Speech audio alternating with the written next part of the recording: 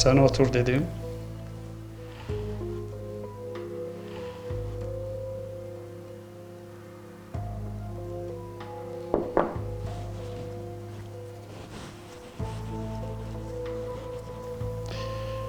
Gül ekersen, su verersen, gübre verersen, bir şey bacarmasa da hiç olmasa adamın gözünü okşayar, yüreğini açar. Ama bazı iki ayakları zibilden çıkardarsan, çörək verərsən, iş güç sahibi eləyərsən, adam eləyərsən, əvəzində nə eləyər?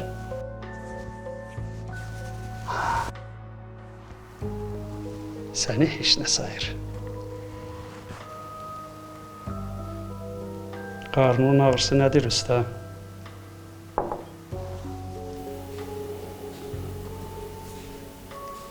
Tam olarak ne demek istediğinizi başa düşmedim. Bax, buna inanıram. Sən doğrudan da mənim nə demək istədiyimi başa düşmürsən.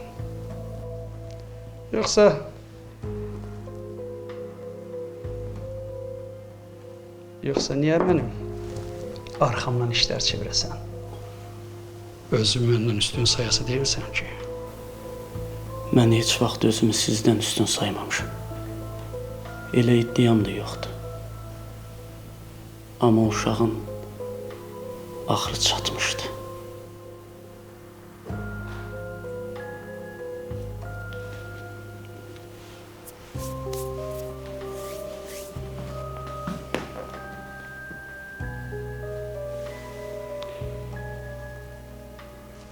Uşağın axırını çatmağını hardan bildin? Vəh gəldi.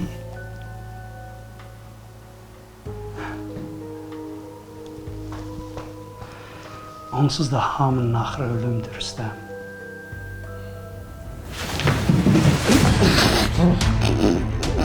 Amma içi sən qarışıq. Bir çoxlarının vaxtının nə vaxt çatacağını isə mən qərar verirəm. Sən isə vaxtının çatmağına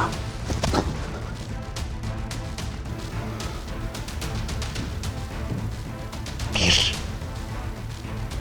öz başına laq qal.